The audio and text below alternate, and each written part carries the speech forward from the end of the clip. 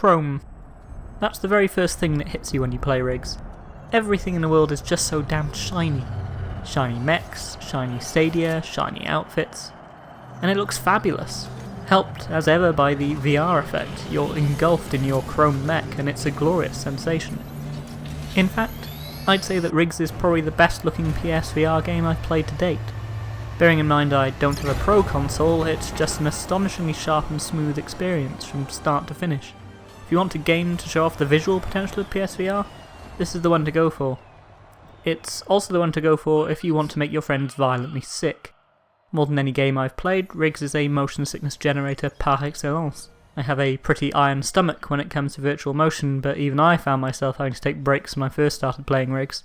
Fast pace, sudden changes of direction, unexpected ejections, it can all be a bit overwhelming. If you've adapted to other games, you should be able to adapt to RIGS, but if you are sensitive to motion sickness issues in VR, this probably isn't the game for you. Which is a shame, because RIGS, against my expectations, is a little bit brilliant. You see, I have absolutely no interest in online multiplayer. It's just not for me. Local multiplayer, sure, but as soon as you put me online, I lose interest. I need my human opponents to be nearby, to be people I can see and interact with outside of the game. If I'm playing against humans, I want human contact. So it was that I was a little wary of RIGS, an openly online multiplayer focused game. Would it be able to hold my attention with only its single player? Well, to my very great surprise, yes it would.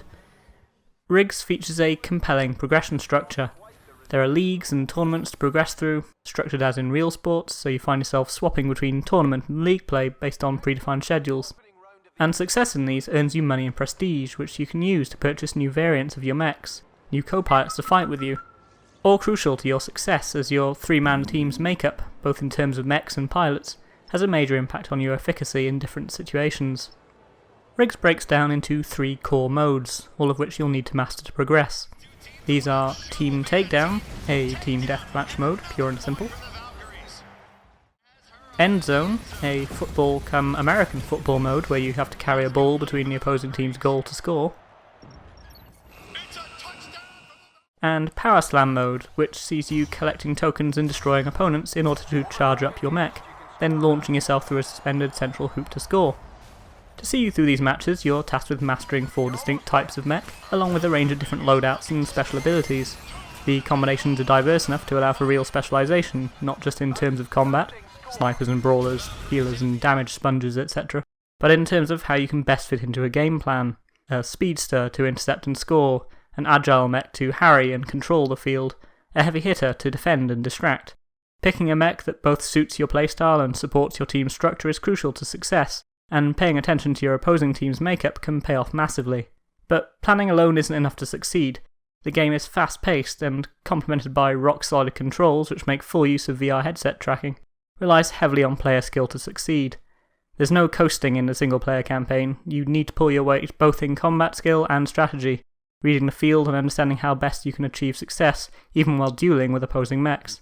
It's telling that some of the most satisfying moments can come not from scoring, not from taking down opposing players, but from snap judgments rescuing you from failures, predicting a flanking manoeuvre and passing the ball just before you're taken down in end zone, using a well-timed melee attack to knock an opponent just enough off balance to miss the hoop in Power Slam. The game isn't perfect. Notably, the single player is limited by your inability to issue any kind of commands to your teammates. Even the ability to set a general strategy would have helped here, but if any game would have benefited from simple voice commands, it was this one. But even with that caveat, the single player game remains compelling.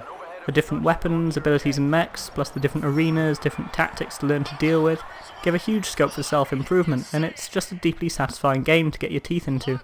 I can only imagine how brilliant the game must be in multiplayer with a group of like-minded friends. RIGS was a massively pleasant surprise, and it's to its eternal credit that the game it most brings to mind, with its tactical, fast-paced gameplay, its meaningful single-player progression structure, and its sci-fi blend of sports and violence. The game it most reminds me of is Speedball 2, and it's been far, far too long since there's been a game that even began to approach Speedball 2 for the brutal sports title. My hat is off to Guerrilla Cambridge for doing such a great job with RIGS. Great win out there today. That result will do our title prospects no harm at all.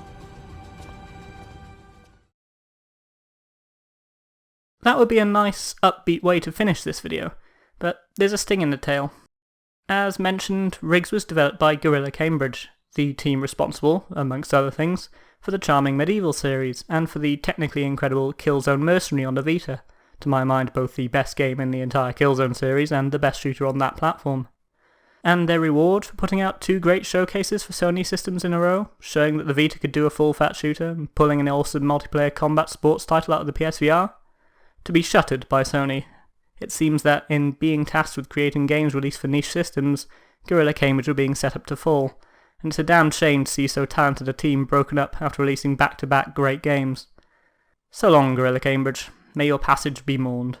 RIGS was, at least, a suitable swan song, and I can only hope you all fall on your feet. Godspeed.